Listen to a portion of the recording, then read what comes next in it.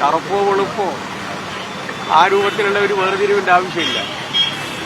കറുപ്പ് ഇപ്പോൾ ശ്രീകൃഷ്ണൻ്റെയും ശിവൻ്റെയും ഒക്കെ നിറം കറുപ്പല്ലേ. അതുകൊണ്ട് ആരും കറുപ്പ് മോശമാണെന്ന് പറയില്ല. മോശമാണ് എന്ന് പറഞ്ഞത് ഭരണബോധത്തിൻ്റെ ഭാഗമായിട്ടാണ്. ഈ പട്ടികജാതി പട്ടികവർഗ വിഭാഗങ്ങളിലെ ഏറ്റവും പിന്നോക്കം നിൽക്കുന്ന ചില വിഭാഗങ്ങളുണ്ട്. അവരുടെ നിറം നല്ല കറുപ്പായിരിക്കും. അങ്ങനെയാണ് ഈ കറുപ്പിനോട് ഒരു വെറുപ്പ് സമൂഹത്തിൻ്റെ മേൽത്തട്ടിൽ വന്നത്. അത് ഒരു ആശയതലത്തിലെ ഒരു സ്വാധീനമാണ്. അതിൻ്റെ ഒരു തിരിച്ചുവരവ് ഇപ്പോൾ പ്രത്യക്ഷമാകും. ഇതൊരു ഒറ്റപ്പെട്ടതല്ല എന്ന് ഞാൻ പറഞ്ഞത് അതുകൊണ്ടാണ്. അതായത് പക്ഷേ ചീഫ് സെക്രട്ടറിക്ക് ഉണ്ടായ കാര്യങ്ങൾ ഒറ്റപ്പെട്ടതല്ല, വേറെ മറ്റു പലർക്കും ഉണ്ടായിട്ടുണ്ടാകാം. അതായത് ആശയതലത്തിൽ അത് വളരെ വളരെ ശക്തമാണ്. ഇതിപ്പോൾ കറുപ്പോടാണെങ്കിൽ മറ്റേത് അധസ്ഥിത വിഭാഗങ്ങളോടാണ്. അപ്പോൾ പ്രത്യേകിച്ച് പട്ടികജാതി പട്ടികവർഗ വിഭാഗങ്ങളോടുള്ള ഒരു സമീപനം അത് പഴയതിൻ്റെ 10 മടങ്ങ് ശക്തിയാണ് ഇപ്പോൾ പല സ്ഥലത്തും പ്രത്യക്ഷപ്പെടുന്നത്. പലരും അത് പറയുന്നില്ല എന്ന് മാത്രം. അത് നമുക്ക് സമൂഹത്തിന് ഒരു വലിയ വൈസസ്സായി ഇപ്പോൾ ശക്തിപ്പെട്ടുകൊണ്ടിരിക്കുക. അതിനെതിരായിട്ടുള്ള ശക്തമായിട്ടുള്ള ഇടപെടൽ ആവശ്യമാണ്. അങ്ങ് എപ്പോഴും ഇഡിയുടെ കാര്യത്തിൽ നേരത്തെ തന്നെ കൃത്യമായ ഒരു നിലപാട് പറഞ്ഞ ഒരു നേതാവ് കൂടിയാണ്. ഇഡി കൃത്യമായി BJPയുടെ ബി ടീമായി പ്രവർത്തിക്കുന്ന അത്തരത്തിലുള്ള അനുഭവങ്ങളാണ് കഴിഞ്ഞ ദിവസങ്ങളിലേക്ക് വരുന്നത്. അങ്ങനെയാണോ ഇല്ല, അത് ഞങ്ങൾ ഇടതുപക്ഷവും പ്രത്യേകിച്ച് CPIM ആദ്യം തന്നെ പറഞ്ഞ കാര്യങ്ങളെ ഓരോ ദിവസവും ന്യായീകരിക്കുന്ന സംഭവങ്ങളാണ് ഇവിടെ നമുക്ക് കാണാൻ കഴിയുന്നത്. അപ്പോൾ ED എങ്ങനെയാണ് ഒരു ഭരണകൂടത്തിൻ്റെ ചട്ടുകമാകുന്നത്, രാജ്യം ഭരിക്കുന്ന ഒരു ഭരണത്തിൻ്റെ സംരക്ഷകനായി എങ്ങനെയാണ് മാറുന്നത്, അത് നമ്മുടെ രാജ്യത്തിലെ ഭരണഘടനയോടുള്ള വെല്ലുവിളിയാണ്, ജനാധിപത്യത്തോടുള്ള വെല്ലുവിളിയാണ്.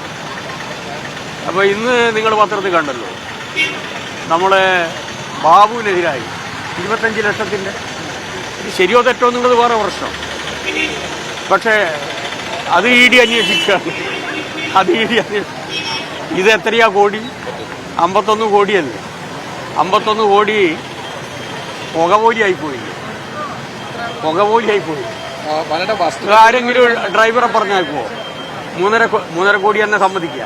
9 കോടി ഉണ്ടായിരുന്നു, പോട്ടെ.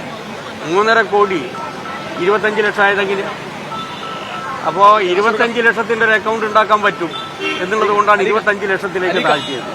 അപ്പോൾ അത് 3.5 കോടിയായി. അപ്പം പിന്നെ വേറൊരു കഥയാക്കി വള്ളാപ്പള്ളീൻ്റെ ഹോട്ടൽ വാങ്ങാനാണ്. അപ്പോൾ അയാൾ പറഞ്ഞു ഞാനങ്ങനെ വിൽക്കാൻ വേണ്ടി തീരുമാനിച്ചിട്ടില്ല.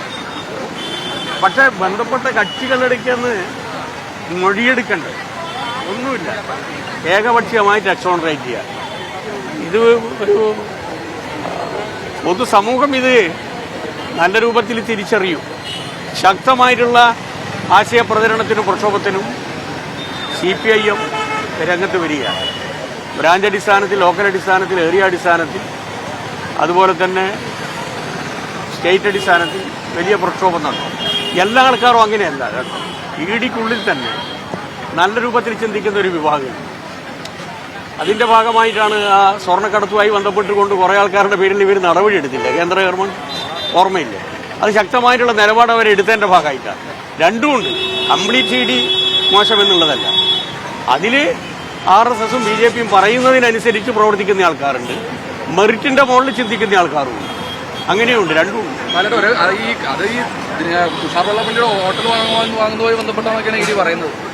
അതന്നെ അയാളിപ്പോൾ പറഞ്ഞില്ലേ, വെള്ളപ്പള്ളിൻ്റെ മകൻ പറഞ്ഞില്ലേ, ഞാനിത് വിൽക്കാൻ തീരുമാനിച്ചിട്ടില്ല. എന്നാൽ പിന്നെ അയാളോട് ചോദിക്കണ്ടേ? അങ്ങനെയാണെങ്കിൽ തന്നെ സാക്ഷി മൊഴിയായിട്ട് അദ്ദേഹത്തിന്റെ മൊഴി എടുക്കണ്ടേ? നിങ്ങൾ വിൽക്കാൻ തീരുമാനിച്ചിട്ടുണ്ടോ? ഇവരങ്ങ് തീരുമാനിച്ചാൽ മതിയോ? വിൽക്കാൻ തീരുമാനിച്ചിട്ടുണ്ട്. വിശ്വാസമുള്ള തോണിയാണല്ലോ അത്.